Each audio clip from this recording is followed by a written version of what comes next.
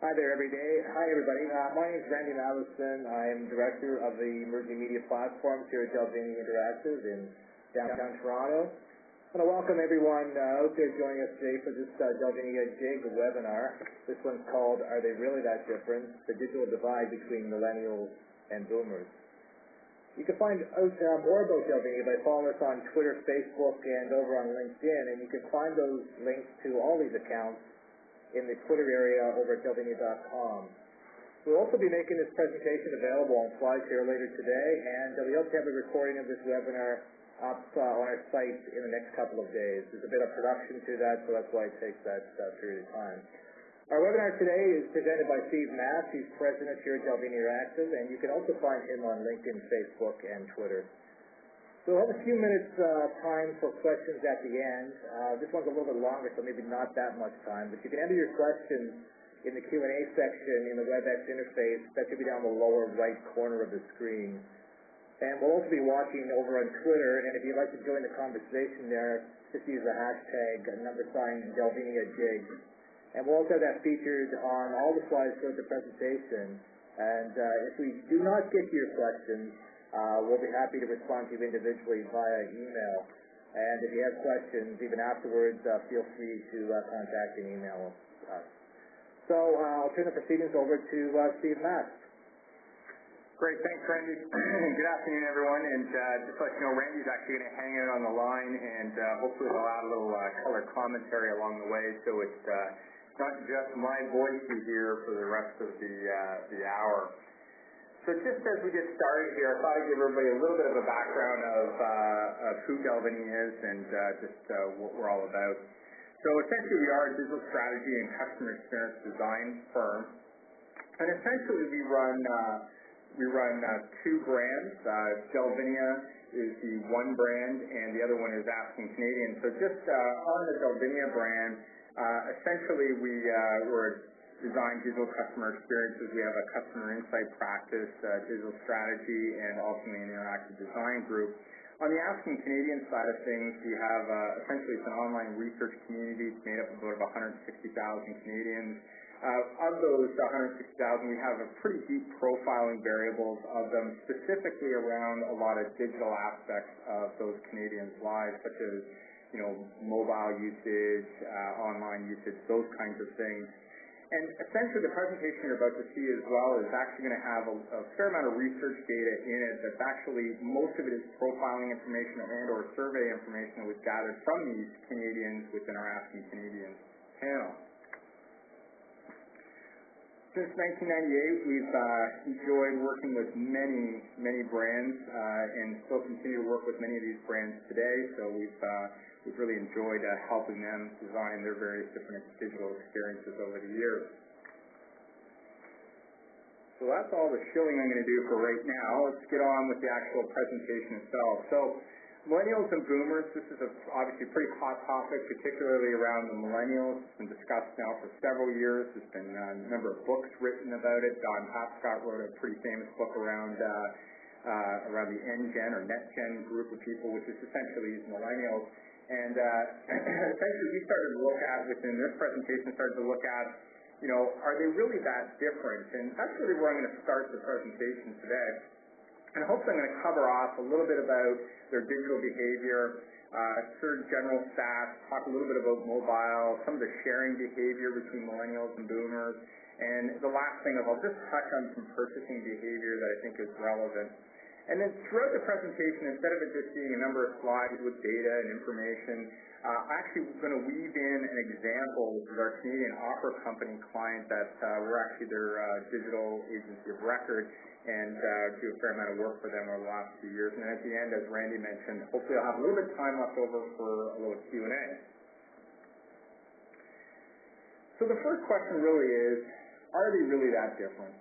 And the short answer is, yeah, absolutely they're that different, particularly when you start thinking about it from a digital or technology perspective. I mean, these groups of people grew up in very different times when you talk about technology.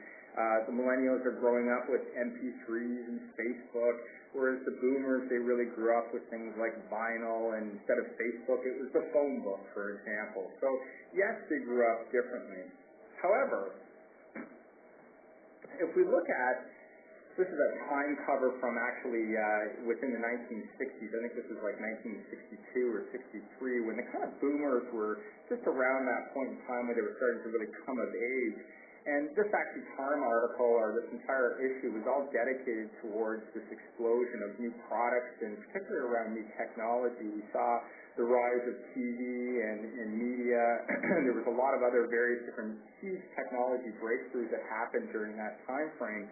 The United States, they put somebody on the moon during that period of time, which is just a phenomenal feat in technology. So the boomers actually are, very versed, and they grew up in a time where there was huge technology change as well. And if we fast forward to today and we look at the millennials, 2006 time, they threw essentially the people that were involved in this information age, and the fact that we sort of control this information age today. But again, these millennials are growing up in this huge technology change today. So from a technology perspective, they both are very averse to these changes, but there is some differences, obviously lots of differences, but there's some differences between when the technology changes were happening as boomers versus millennials, which I'm going to get into a little bit in a second. And anybody who follows science fiction writing will probably know William Gibson. He's wrote a lot of pretty interesting short stories and novels for the last several years. In fact, he actually is coined for coining the phrase cyberculture. He's consulted with many large universities and organizations around sort of the future of technology and just really the future in general and where it's going. And one of the things he talks about is the idea that sort of the future is always here. It's just not evenly distributed across the various different demographics and the various different groups. And this is a perfect example within the fact of millennials versus actual boomers. He also talks about the fact that typically within these various different huge technology changes that happen within generations, a group of people actually sort of rise up and act as a bit of a bridge between that. So for this presentation, I'm actually going to introduce the idea of younger boomers. So instead of just having boomers, we're actually going to introduce the fact that there's younger boomers, which really are these 45 to 54. And they tend to be, very, very, very busy people. Not that the millennials aren't busy either, but these people tend to be very, very busy. So we're going to introduce them and talk about them throughout the presentation as well. The last thing I wanted to point out before we get sort of deep into sort of some of the differences between these groups of people as well is the fact that the millennials, they continue to break barriers when it comes to the use of digital media. They're understanding that the capabilities of this channel as essentially as a two-way communication conduit is really unparalleled, and I'll actually be able to demonstrate that through some of the information and some of the examples that we have. Versus the boomers, they still grew up in this generation, as I was talking about in terms of the timeline article, where communication was still very one way, and they grew up and they were very comfortable with that. Even though they grew up in a huge amount of technology change, at the end of the day, it's still very much a one-way communication vehicle. So with that, we'll just start off by looking at just some general feelings about technology. And right across the board, there's a lot of positive feeling about technology, and certainly within millennials, they're really the most enthusiastic group. But if we look at boomers, really 1 in 4 boomers, they're prepared to pay for it. And what I mean by that is they're prepared to pay for it when it adds value. In this case, it saves me time. It helps me in my everyday life, right? Particularly when we look at younger boomers where, as I mentioned, they're incredibly, incredibly busy. So they need the technology to actually help them in their lives. And if it doesn't, it actually becomes more of a barrier than it actually does help. The other thing I think that's important to point out as well is that technology is helping increase flexibility between work and home. So, we look at the younger boomers at 30% and the millennials at 46%. So there's clearly this idea that it helps increase, this work-life balance that everybody struggles with all the time.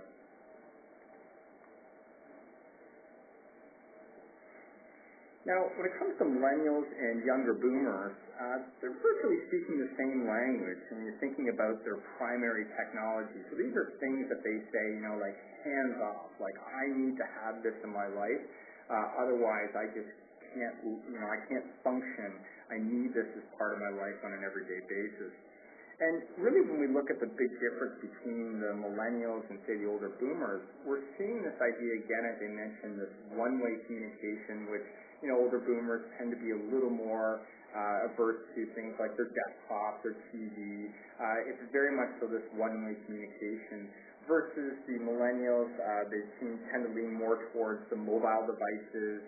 They're very comfortable with the idea of two-way communications, and we'll get into that a little bit more as well. Now, the one thing I want to point out, too, is particularly this idea of TV, and I'm going to get into this a little bit more, but CBC actually had a recent poll on their website on cbc.ca.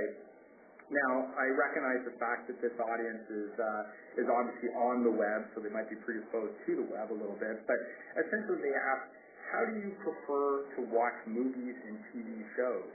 And 34% said on air, 29% online, and 37% on demand. So if you really combine online and on demand combined, that was 66% of the people who responded to the poll. So it's pretty significant. There's this huge movement of people actually saying, you know what, they're willing to consume television or video, whether it's online or on demand. So one of the things we may be looking at in the next little while is asking these same groups of people how they consume their internet content, because the TV may become one of the prime devices that they are watching or and interacting with the web content on. Absolutely. So digging into the TV a little bit more as well, and when we look at boomers, I mean, it still is very much so this idea of appointment television. So, I'm going to go and watch a specific show at a specific time, and there is an increase for sure within this group of use of PVRs, and even to some extent some of the on-demand services that are provided. If we go all the way down to millennials, clearly their primary use to use television really is around sort of those games. And again, wanted to just, introduce this idea of the one-way communication versus two-way communication. And when you think of this idea of appointment television and actually going and sitting down and watching a show, it's very much so around this idea of linear storytelling versus games are a better example of non-linear storytelling. And we're starting to see this actually coming up, particularly within the millennial group, where this idea that they want to have much deeper participation within the actual, the things that are the digital media, the media that they're actually consuming. They want to have a lot more participation with that instead of it just being a one-way communication. And we also are seeing that within the actual activities themselves, too. So if we look at simply just, playing games, for example, it's all about equal across the generations.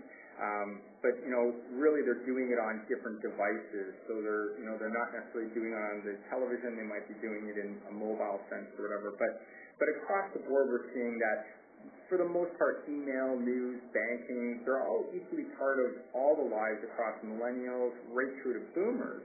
And this is basically they're all the same.